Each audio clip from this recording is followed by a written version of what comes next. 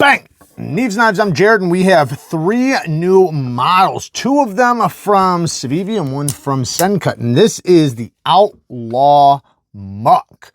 And it has a type of design language that reminds me of this outdoors fixed blade design. And I cannot remember the name of it. Let me know down in the comments what it is. You guys know what it is. I know you guys do. This blade shape just screams it, and I cannot figure it out.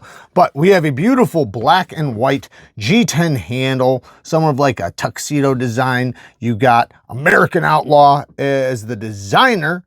I like the logo with the revolvers, the skull with the cowboy hat. 14C28M blade steel. Somewhat of a little bit of a poon action right there on that that clip. Beautiful satin. It is a flat ground blade, almost a full flat, and it is a button lock. And CIVIVI does a phenomenal job with their button locks. Very comfortable flipper tab.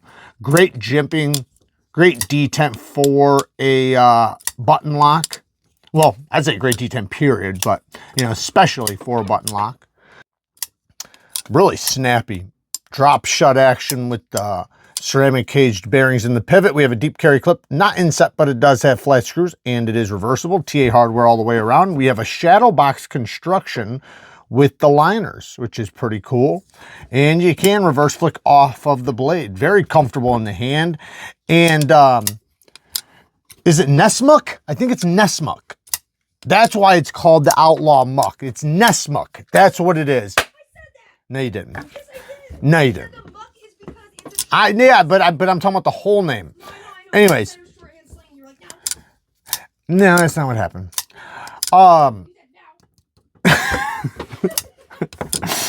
So the only complaints I have on this is this plunge grind. I wish that this wasn't this way. I wish it was cut back, because when I go to sharpen it, it will create a smile. You know, you can already see that they botched the beginning of the edge right there. See that?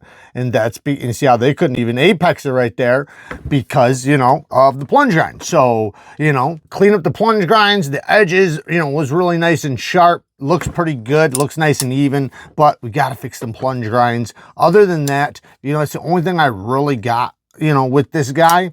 A little bit of a unique design, but I think it would speak to a lot of people. Now, this next one is another CIVIVI, and this one surprised the hell out of me. This is the NOCTIS. It's got Gaborsha wood and a Damascus blade, which is a 10CR Damascus blade. Look at that beautiful pattern on this Damascus. Like, looking at this, you're like, that's a budget knife. Like, it's crazy, man. Like, where we're at, you know, going into 2026 with knives, man, it is incredible. And I think that pretty soon, I think I might make an announcement for 2026 or something. I'm not sure yet, but it seems, you know, companies like some of like the bottom companies are starting to use some of the same materials as the knives we consider great budget knives. So that might mean that they might have to step it up a little bit, and we might have to start getting a lot more critical, because my goodness, are they just doing a badass job. They're doing such a good job in these knives. Like, this isn't even, you wouldn't even consider this a budget knife. Yes, it's got a budget price tag. This is a beautiful knife. And then the geometry, this thing is insane. It is so thin. You can see that core of that Damascus on the blade. But man, this is so thin, so slicey. Like, I can't believe it's like paper thin. Like, I can't believe how slicey this is. And this is a full flat grind. This thing's gonna cut like a beast, but it is a straight back. I typically would prefer a lower tip, but you can still get to the tip pretty easily for utility cuts. Yeah, obviously plenty of room for the belly. And then you don't have a lot of straight edge for slicing, for long slices, but you know, you can still, you don't get by with it just fine. Plunge grind was good on this one, nice and out of the way. You get the end of the plunge grind way down here, separated from the edge. And the detent on this, or what acts as the detent for the crossbar lock, they did a phenomenal job. I don't know if it's the position of the thumb studs versus the pivot versus the crossbar, but it has one of the snappiest crossbar detents I've ever felt. I mean, it is nice. Like, you just go straight up and it's pow, right in the kisser. Reverse flick, same thing. Like, you can just hear it. You got a lot of power in that thing. Like, it's surprisingly like powerful, and it's not adjustable or anything. And they only recently started doing the crossbars, but you know how they go. You guys know how they go. They usually, and look at how strong it is, very strong. They usually, you know, when they do a lock, they typically try to do it really, really well. This one does have an inset clip, and it does have flat screws, and it is reversible. You got a nice little cutout right there.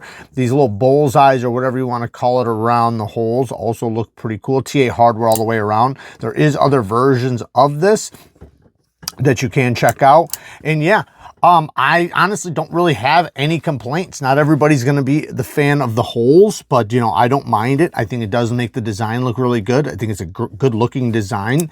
The only negative I could say at all, you know, which is not even a negative, just a preference. I prefer a lower tip, you know, drop point over a straight back, but to each their own. And I'll say this, man, this thing would do really good for, you know, poking straight, you know, and for being, you know, possibly a little bit tougher considering how thin it is. Then the last one is the SENCUT Glenspar. The Glenspar in 9CR 18 MOV with a beautiful straight clip point blade with a satin finish, and it is a straight, yes, it is a straight clip, and is orange G10 on this one. You know, obviously it comes in other colors, and we have another crossbar here. Now this one has bigger thumb studs than the CIVIVI, so this one definitely has bigger, wider thumb studs, but then also a fuller. So you have the fuller and the stud action. Good detent on this one as well. Thumb studs are not as grippy as the CIVIVI. I do prefer, even though I prefer bigger thumb studs over smaller ones, these ones are much grippier. So, you know, if these ones were just a little bit sharper, I'd probably prefer them over the CIVIVIs, but right now I prefer the CIVIVIs, but this is still really good. Man, you can hear the tension they put in those crossbars. I love that. If you're gonna do a crossbar, man, make it have a detent, right? We have a deep carry clip, not inset, but it does have flat screws, TA hardware all the way around. Nice solid lockup, rock solid plunge grind. Meh, you know, it's a tapering plunge grind. I can't tell right where it lands. You know, I'll give it a pass, but I do wish it was very obvious. Nice, good edge, very nippy edge. Looks like they definitely did, you know, throw it on a strop or something, on a stropping wheel. This one has a shadow box construction as well. All of these did, actually. I think about it, every single one of them had that type of shadow box where the liners are not inset into the handle. But awesome, very comfortable in the hand for somewhat of a slim knife back here. Like, it's pretty much the same thickness all the way down here, but it feels really good in the hand. It actually locks in. You got a nice choke up spot. This would be a good hunting knife. This would be a good one for, you know, somebody looking for something they can be tough on out in the field. You know, 9CR is a good budget steel. Think of it as like a souped up 440C. Good stainless, you know, decent toughness, and, you know, decent edge retention. You know, yeah, I think that this would be a cool little outdoors knife, or a cool little hunting knife, fishing knife, something like that. That straight clip point gives you a little bit of belly for, you know, skinning or cutting down on flat surface, but you also still can easily get to that tip, because the tip is a lot lower than, you know, if it was a Persian trailing point or a straight back. As far as nitpicks, the only thing is, man, when I try to use the fuller, my finger wants to land on the crossbar. So that's the one nitpick. Now I can get it, but I kind of have to do like this and get my finger underneath and kind of do like the little bit of a wrist action to get it. Because when I try to really flick it, I slow it down. But I can flick it with the thumb studs, and it's just fine. So that might be just my hand with the crossbar. So that's not that big of a deal.